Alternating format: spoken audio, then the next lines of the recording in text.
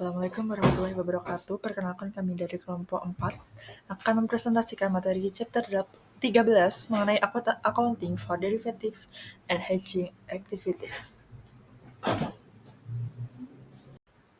Sebelum itu perkenalkan anggota kami terlebih dahulu. Ada Egidia dengan MPM Akhir 210, ada saya Adinda dengan MPM 213, ada Azizan dengan MPM Akhir 215, dan yang terakhir ada Arini dengan MPM Akhir 218. Selanjutnya ada derivatives not designed as a hedge. Jadi suatu perusahaan itu dapat memiliki derivatif untuk tujuan spekulatif atau investasi. Nah, mereka juga dapat memiliki derivatif untuk tujuan lindung nilai atau hedging. Namun, memilih untuk tidak memenuhi syarat perlakuan akuntansi lindung nilai khusus. Nah, setiap derivatif yang dimiliki perusahaan dan tidak memenuhi semua kriteria untuk akuntansi lindung nilai harus diperlukan sebagai aset atau liabilitas tersendiri menggunakan akuntansi nilai wajar atau fair value accounting. Selanjutnya adalah hedge accounting. Jadi, tujuan dari prinsip akuntansi yang berlaku umum adalah untuk mencatat instrumen derivatif yang digunakan untuk melakukan lindung nilai terhadap risiko sehingga laporan keuangan itu mencerminkan aktivitasnya dalam mengurangi eksposur risiko perusahaan. Nah, istilah hedge accounting itu mengacu pada perlakuan akuntansi yang dirancang untuk mencatat perubahan nilai pada item yang dilindungi nilai dan pada instrumen lindung nilainya pada periode akuntansi yang sama. Lalu ada jadi GAAP itu menetapkan 3 karakteristik utama dari suatu derivatif. Yang pertama, memiliki satu atau lebih underlying dan satu atau lebih jumlah nasional atau ketentuan pembayaran atau keduanya. Lalu yang kedua adalah tidak memerlukan investasi awal bersih atau investasi awal yang lebih kecil dibandingkan kontrak lain yang diharapkan memiliki respon serupa terhadap perubahan faktor pasar. Yang ketiga adalah ketentuan kontraknya mengharuskan atau mengizinkan penyelesaian secara net sehingga dapat dengan mudah diselesaikan secara net dengan cara di luar kontrak. Lalu persyaratan khusus dalam ASC topik 815 didasarkan pada 4 keputusan yang mendasar. Yang pertama ada instrumen derivatif, itu merupakan hak atau kewajiban yang memenuhi definisi aset atau liabilitas dan harus dilaporkan dalam laporan keuangan. Lalu nilai wajar adalah ukuran yang paling relevan untuk instrumen keuangan dan satu-satunya ukuran yang relevan untuk instrumen derivatif. Lalu yang ketiga ada hanya item yang memerlukan aset atau liabilitas yang boleh dilaporkan sehingga aset atau liabilitas dalam laporan keuangan. Dan yang terakhir adalah perlakuan akuntansi khusus untuk item yang ditetapkan sebagai dilindungi nilai hanya boleh diberikan untuk item yang memenuhi kualifikasi. Nah, dokumen formal yang harus disiapkan yang pertama ada hubungan antara item yang dilindungi nilai dan instrumen derivatif. Yang kedua, ini tujuan manajemen risiko dan strategi yang ingin dicapai perusahaan melalui hubungan lindung nilai ini, termasuk identifikasi instrumen lindung nilai, item yang dilindungi nilai, dan juga sifat risiko yang dilindungi nilai. Selanjutnya ada hedge effectiveness. Jadi agar suatu lindung nilai memiliki syarat hedge accounting, nah instrumen derivatif itu harus dianggap sangat efektif dalam mengimbangi keuntungan atau kerugian pada item yang dilindungi. Nah, ASC topik 815 itu mengharuskan adanya pengujian statistik atau numerik lainnya untuk menilai lindung nilai kecuali jika ada pengecualian khusus. Nah, perusahaan itu harus memilih metodologi yang akan digunakan untuk menilai aktivitas lindung nilai. Nah, 2 pendekatan umum adalah analisis critical terms dan analisis statistik. Nah, berikut contohnya. Jadi situasi ini dianggap sebagai lindung nilai yang sangat efektif karena critical terms-nya diidentik. Dengan demikian, hedge accounting dapat digunakan.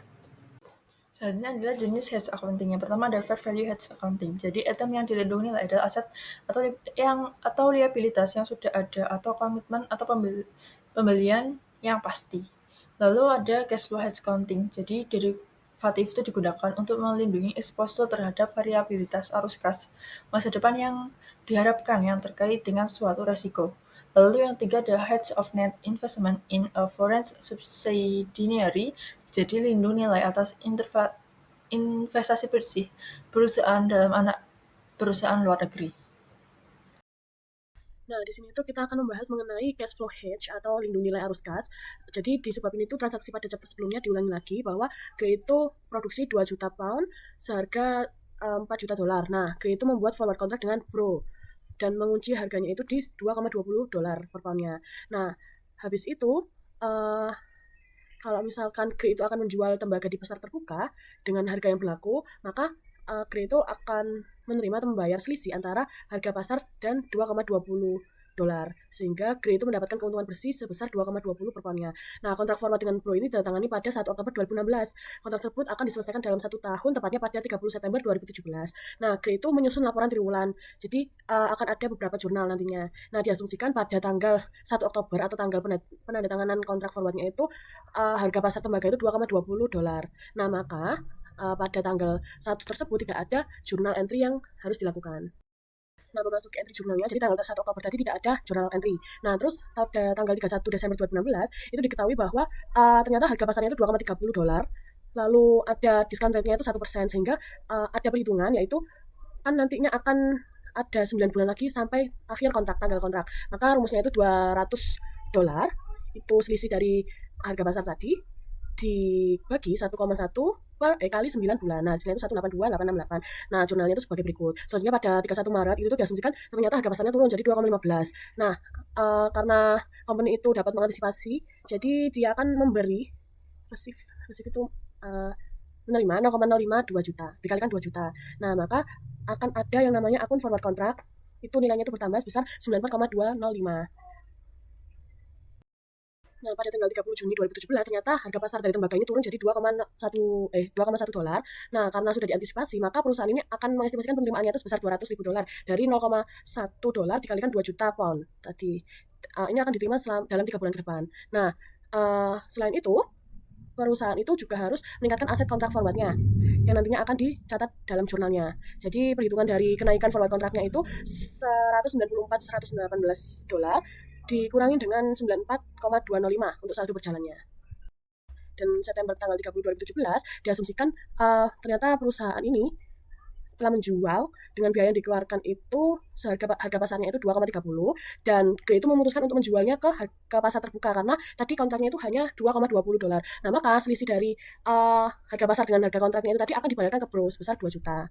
Gitu. Nah, ini untuk entry jurnalnya agak panjang. Jadi pastinya kita akan mendebit kas sebesar 4,6, lalu salesnya juga dikredit, pencatatan COGS dan persediaan. Lalu untuk net settlement-nya itu, maka salesnya itu akan dikurangi sebesar 200.000, ada comprehensive income-nya 194.118, lalu cash yang dikeluarkan seharga 200 juga, dan kerugian atas forward kontraknya itu sebesar 194.118.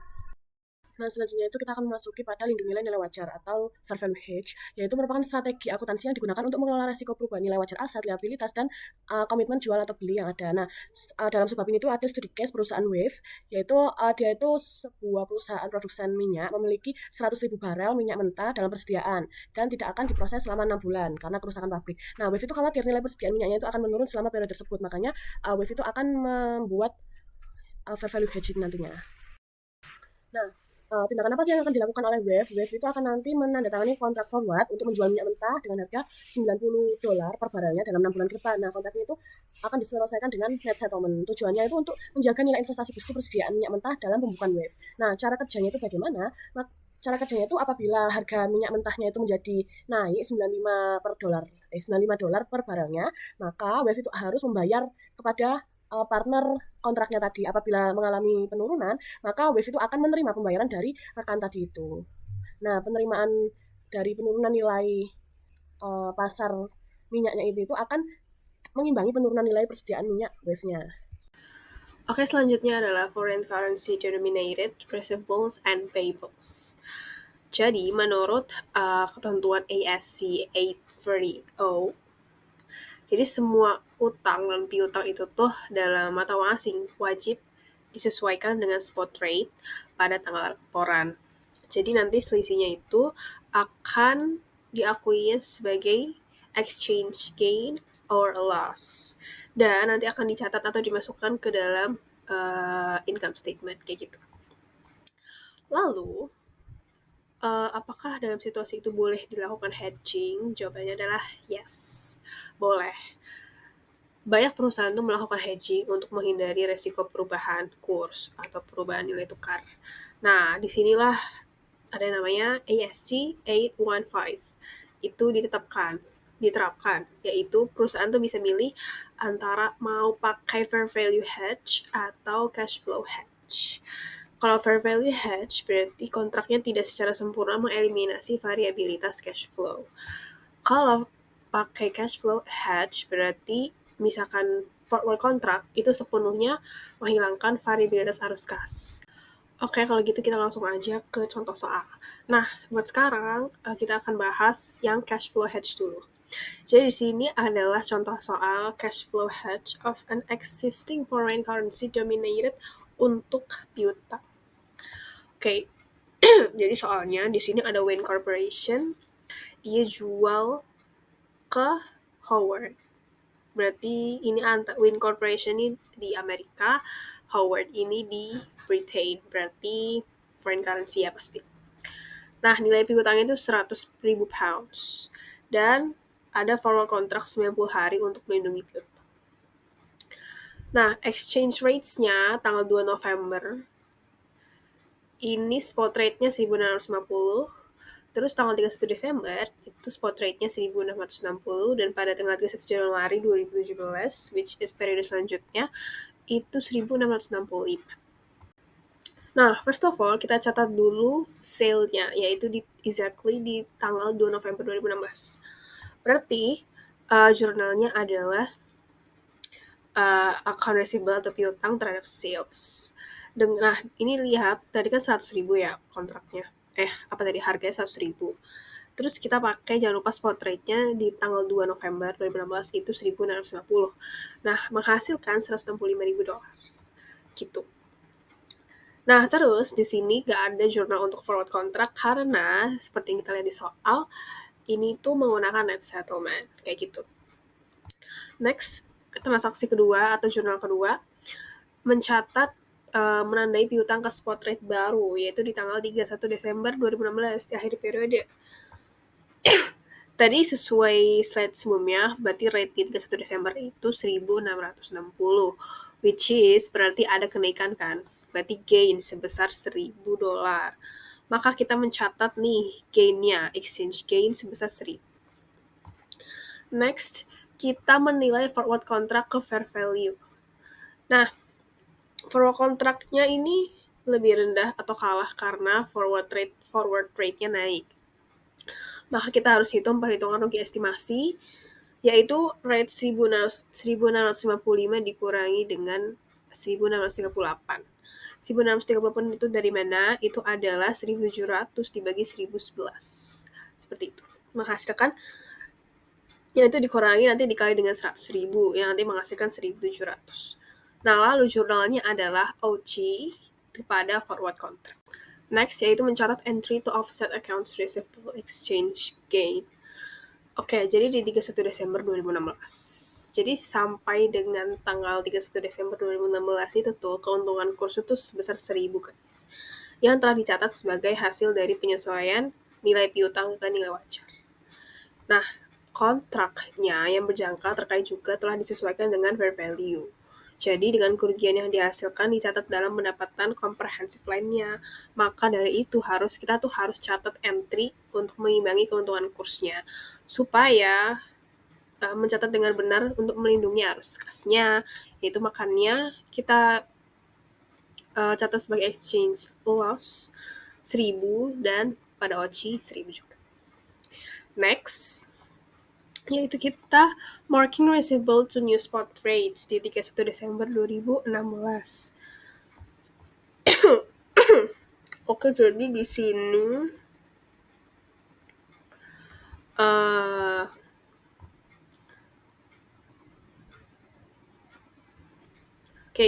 jadi ini adalah amortisasi forward contract untuk bulan November dan juga Desember. Nah, totalnya itu 801, oke?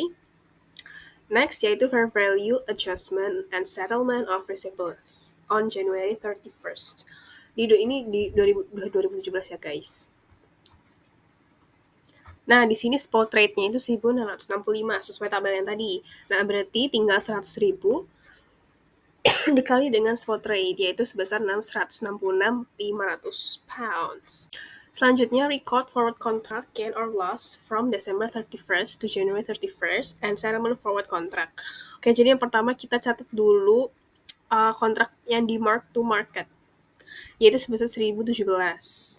Nah, kemudian jurnal kedua ini kita mencatat forward contract-nya, yaitu 166.500 itu dikurang dengan forward value sebesar 163.800 yang menghasilkan 2.700. Seperti itu. Lalu next adalah record a loss to offset. Ini di bulan Januari. Berarti kita menghitung offset gain-nya. Offset loss guys, sorry. Nah, di sini berarti exchange gain-nya kan 100.000 dikali dengan perubahan spot sama dengan 500. Nah, ini dicatatnya nanti di exchange loss pada OCI. Jadi nanti OCI direklasifikasikan itu sebesar $500. Kemudian yang terakhir ini adalah amortisasi di bulan Januari. Jadi from the previous table yang tabel di awal tadi, tabel rate, ada kalau kita lihat di Januari tanggal 31 itu tuh ada $399 of discount. Nah, itu tuh must be amortized for the period December 31st to January 31st. Nah, jadi di sini kita menjurnal $399 itu pada exchange loss pada OCI. Nah, kita masuk ke footnote disclosure requirements. Jadi di sini tuh ada 6 pembahasan. Di mana di sini itu menjelaskan persyaratan-persyaratan ataupun pengungkapan untuk aktivitas lindung nilai atau hedging dengan devariatif. Jadi suatu perusahaan harus menjelaskan tentang tujuan manajemen risiko, jenis risiko yang dilindungi, dan juga bagaimana efektivitas hedge dinilai. Nah, pengungkapan tersebut mencakup laba rugi fair value hedge, laba rugi cash flow hedge, dan bagian yang tidak efektif, serta lokasi penyajian di laporan keuangan. Nah, selain itu juga perusahaan harus menjelaskan kapan AOC atau Accumulate Other Comprehensive Income atau komponen ekuitas yang menampung keuntungan maupun kerugian yang belum direklasifikasi ke dalam laba rugi. Nantinya akan dipindahkan ke laba rugi, lalu jangka waktu hedging transaksi yang diantisipasi, dan potensi reklasifikasi jika transaksi tersebut tidak terjadi. Terakhir, yaitu International Accounting Standards atau IAIS, di mana di sini itu menjelaskan bahwa standar internasional untuk devariatif diatur oleh IAIS 32 dan IAIS 39, yang sebagian besar sejalan dengan ketentuan yang ada di US atau kita kenal sebagai GAAP. Nah, IAIS 32 ini menekankan bagaimana instrumen keuangan diklasifikasikan dan apa saja yang harus diungkapkan. Lalu, IAIS 39 ini mengatur definisi devariatif dan syarat-syarat penggunaan akuntansi lindung nilai yang hampir sama dengan ASC 815, namun perbedaan utamanya tetap pada IFRS memberikan fleksibilitas lebih dalam pencatatan komitmen jual beli, namun secara general kedua standar semakin mendekati satu sama lain. Demikian hasil diskusi kelompok kami. Sekian dan terima kasih.